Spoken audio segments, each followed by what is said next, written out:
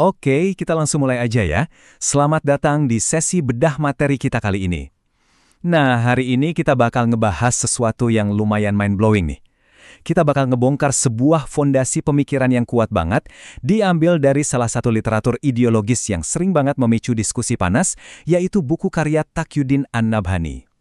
Kita akan membedah 5 poin kritik utama yang ngebandingin sistem Islam dengan sistem yang lagi mendominasi dunia kita sekarang ya. Betul, kapitalisme. Kita bakal coba seobjektif mungkin ngelihat gimana sumber bacaan ini menguliti kedua sistem tersebut langsung dari akar filosofisnya. Siap? Yuk kita mulai. Coba jujur deh, pernah nggak sih kepikiran, apa iya kapitalisme itu satu-satunya jalan buat dunia ini? Coba dipikir-pikir lagi deh. Seringkali kan kita kayak otomatis nerima aja sistem di sekitar kita ya, nganggep itu udah harga mati, nggak bisa diganggu-gugat. Tapi, teks yang kita bedah hari ini justru dengan tegas menantang mindset itu. Buku ini ngajak kita buat pause sebentar, mundur selangkah dan benar-benar ngelihat celah dari cara dunia modern bekerja saat ini. Nggak cuma kritik, tapi sumber ini juga ngasih lihat paradigma alternatif yang super komprehensif. Tapi sebelum kita masuk ke bedah poinnya satu-satu, ada satu hal yang perlu kalian tahu. Poin kelima kita nanti bakal ngungkap sebuah fakta sejarah yang ditawarkan penulis untuk merombak total cara kalian ngelihat sejarah dan tatanan geopolitik kita hari ini. Beneran, ini game changer banget. Jadi pastikan kalian tetap stay tune sama saya sampai di penghujung pembahasan ini ya. Oke, kita masuk ke poin 1, mendefinisikan ulang kebahagiaan sejati. Nah, hal pertama yang dianalisis tajam banget di buku ini adalah soal apa sih tujuan akhir hidup kita? Tiap ideologi kan pasti punya definisi kebahagiaannya masing-masing ya. Di sini dipaparkan argumen bahwa kapitalisme itu mengartikan kebahagiaan sebagai usaha buat dapetin kesenangan jasmani semaksimal mungkin. Intinya materialisme, di mana sukses atau senangnya kita diukur dari seberapa banyak materi yang kita punya. Tapi di sisi lain, sistem Islam punya definisi yang beda jauh. Kebahagiaan sejati itu murni tentang meraih ridho Allah, alias perkenan dari Sang Pencipta. Penulis nekenin banget kalau pemenuhan materi dalam pandangan ini itu cuma sekedar sarana buat bertahan hidup, bukan tujuan utamanya. Ini benar-benar sebuah loncatan konsep yang mendasar banget kan? Lanjut, kita bergeser ke poin 2, kedaulatan dan tindakan manusia. Habis ngebahas kebahagiaan individu, pemaparan buku ini langsung shifting ke level sistemik. Pertanyaannya, siapa sih yang berhak bikin aturan main buat masyarakat? Ideologi kapitalis itu berpatokan kalau kedaulatan mutlak ada di tangan rakyat. Artinya, manusialah yang berhak bikin undang-undang. Nah, sumber kita mengkritik keras hal ini. Kenapa? Karena pemahaman dan akal manusia itu kan terbatas dan rentan banget sama perselisihan. Sebagai antitesisnya, penulis ngejelasin kalau nizam al-Islam menetapkan kedaulatan itu mutlak cuma milik syara atau hukum ilahi. Jadi logikanya, karena manusia itu serba terbatas, tugasnya ya cuma mematuhi sistem hukum dari Sang Pencipta yang sifatnya udah pasti sempurna. Nah, sebelum kita masuk ke 3 poin terakhir yang pastinya bakal jauh lebih deep, kalau kalian suka dengan gaya bedah materi yang terstruktur kayak gini, yuk tunjukin support kalian. Klik tombol like, drop komentar dan pemikiran kalian di bawah, share biar makin banyak yang ikutan belajar, dan pastinya jangan lupa subscribe. Dukungan kalian ini literally ngebantu banget buat keberlangsungan tayangan edukatif kita. Sekarang, kita melangkah ke poin 3, tolok ukur perbuatan. Gini, kalau yang pegang kedaulatannya aja beda, otomatis standar buat ngukur perbuatan sehari-hari juga pasti ikutan beda dong. Menurut referensi ini, kapitalisme itu kakek asas manfaat atau nilai guna sebagai tolok ukurnya. Masalahnya, penulis ngeritik hal ini karena yang namanya manfaat itu kan relatif banget ya, gampang banget berubah-ubah dan bergeser.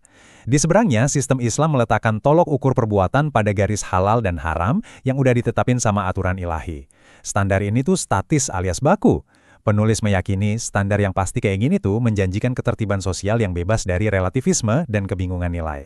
Terus kita sampai di poin 4, fitrah, menolak sekularisme. Di bagian ini, buku mulai nyentuh aspek psikologi bawaan manusia yang biasa disebut fitrah. Sumber ini mendefinisikan sekularisme sebagai fondasi utama dari kapitalisme, yaitu ide untuk memisahkan agama secara mutlak dari urusan kehidupan. Nah, penulis berargumen kalau sekularisme ini sebenarnya nabrak langsung fitrah atau naluri bawaan kita. Karena pada dasarnya, manusia itu punya kecenderungan alami untuk beragama.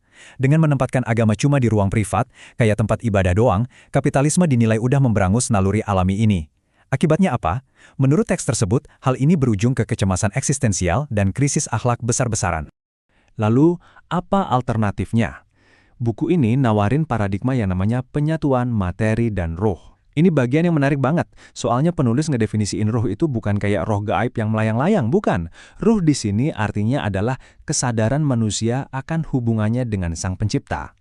Jadi konsep penyatuan ini maksudnya gini, saat seseorang itu lagi berbisnis, berpolitik, atau mungkin lagi sekolah, semua perbuatan materi itu dilakuin dengan kesadaran penuh sama aturan syariat. Ini ngebongkar mindset lama yang mikir kalau orang religius itu harus ngejauhin urusan dunia. Dalam argumen Islam yang dipaparin ini justru memadukan dunia dengan kesadaran akan aturan Tuhan itulah perwujudan ruh yang paripurna. Dan akhirnya kita tiba di puncak pembahasan kita nih. Poin 5, kebenaran sejarah. Ingat kan janji saya di awal tadi? Nah, semua argumen filosofis yang udah kita bahas itu kemudian diuji nih sama penulis pakai realitas sejarah. Penulis ngasih argumen bahwa sistem tata negara Islam ini bukan cuma teori, tapi benar-benar udah diterapin secara praktis, mulai dari abad ke-7 saat Nabi Muhammad mendirikan pijakannya di Madinah. Buku ini mencatat rekam jejak stabilitas dan kepemimpinan global selama kurang lebih 12 abad. Bayangin, 12 abad, tapi kemudian tatanan ini patah di tahun 1918, seiring runtuhnya institusi daulah Islam. Penulis berargumen tajam bahwa penderitaan, eksploitasi penjajahan, dan masuknya hukum-hukum sekuler asing ke berbagai wilayah, itu semua bermula tepat dari titik runtuhnya kekuatan tatanan global tersebut. Semua fondasi pemikiran terstruktur yang baru aja kita bedah bareng-bareng tadi, itu murni digali dari satu sumber utama kita, yaitu kitab Nizam al-Islam, atau Peraturan Hidup dalam Islam. Buku ini benar-benar membongkar analisis ideologi dengan cara yang amat sistematis. Teks ini nggak cuma naruh Islam sebagai sebatas ritual kepercayaan doang, tapi menarasikannya sebagai sebuah ideologi politik spiritual atau mabda yang sangat utuh. Jadi, semua penjabaran ini membawa kita bermuara pada pertanyaan reflektif ini. Di tengah rentetan dinamika dan krisis global yang kita lihat hari ini, kalau emang ilusi kapitalis itu mulai kelihatan retaknya, apakah kalian siap untuk secara objektif memahami dan mengeksplorasi alternatif yang ditawarkan? Lewat 5 poin tadi, sumber referensi ini ngasih sebuah tantangan filosofis. Sebuah tantangan yang meminta para pembacanya untuk benar-benar mengevaluasi ulang asas pemikiran yang selama ini mengarungi kehidupan mereka. Materi kita hari ini benar-benar nyodorin perbandingan fundamental yang krusial banget buat dicerna. Sebagai penutup, coba deh tanyain ke diri kalian sendiri. Apakah kedaulatan yang sepenuhnya diserahkan ke akal manusia itu beneran bisa bawa keadilan yang kita cita-citakan? Atau jangan-jangan kita emang butuh sebuah standar baku yang jauh melampaui keterbatasan kita sendiri? Coba deh direnungin. Yuk, share pemikiran atau poin favorit kalian di kolom komentar di bawah. Kalau sesi bedah materi ini ngebantu kalian dapat insight baru, jangan lupa tekan like, share, dan subscribe supaya kalian terus bisa ngikutin tayangan edukatif kita selanjutnya. Teruslah kritis, pantang berhenti belajar, dan sampai jumpa di materi seru berikutnya.